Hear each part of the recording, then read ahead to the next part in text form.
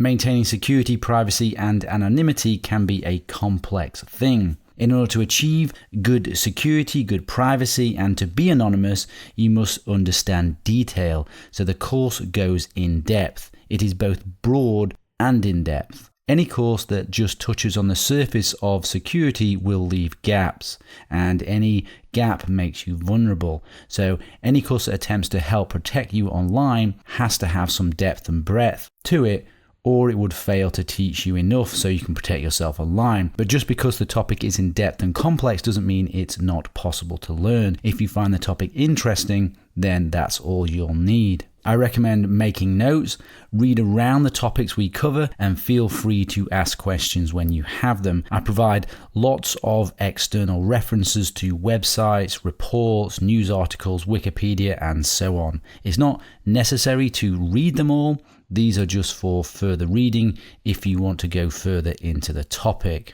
I also recommend setting up a test environment in order to practice what you learn, and I'll teach you how to set up a test environment later on in the course.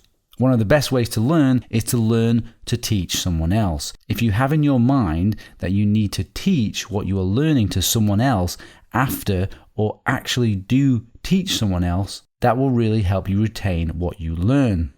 According to a psychology report, learners retain approximately 90% of what they learn when they teach someone else, or if they use it immediately, which is why I recommend you learn it from the perspective that you're going to teach someone else or actually teach someone else, and you set up the test environment so you can use these things immediately. This is not a course for you just to watch and listen and then forget. This is a course for you to actually learn and then be able to practically apply.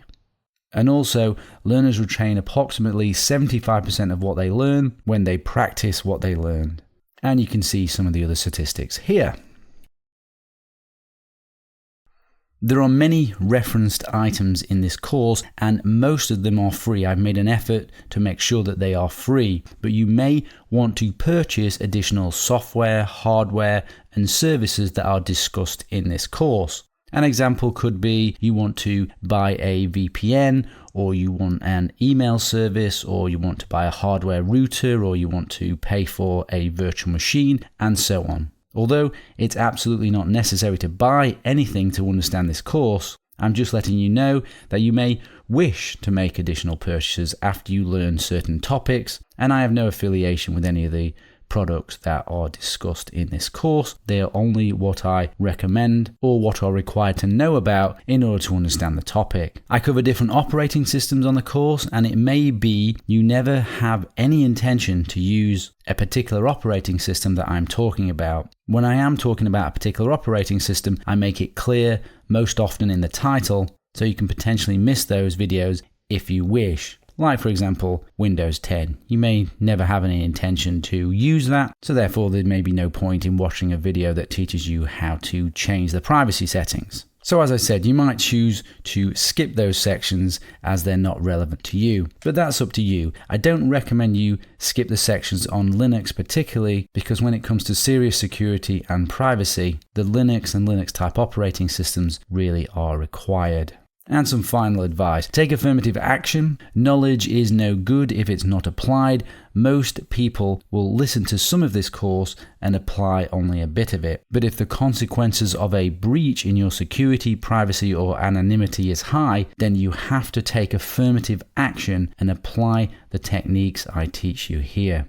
And finally, my hope is that the information in this course will be used positively to improve people's freedom, security, privacy, anonymity, and above all, liberty. Please do no harm with this information and stay legal. Once you have completed each volume, you can get a certificate of completion signed by me, which you can see here in front of you. This provides the relevant information that you need to earn something called Continuous Professional Education Credits, or CPE.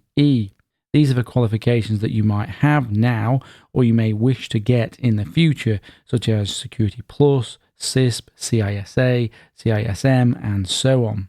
So if you want your CPE points, once you have completed this volume and the other volumes, make your request for the certificate here at this URL. This service is provided free of charge, but do allow 28 days for the certificate to be processed. All 4 volumes of this course amount to actually over 50 hours, so that's actually a lot of CPE credits if you want to earn your CPEs. So go to that URL when you've completed each volume.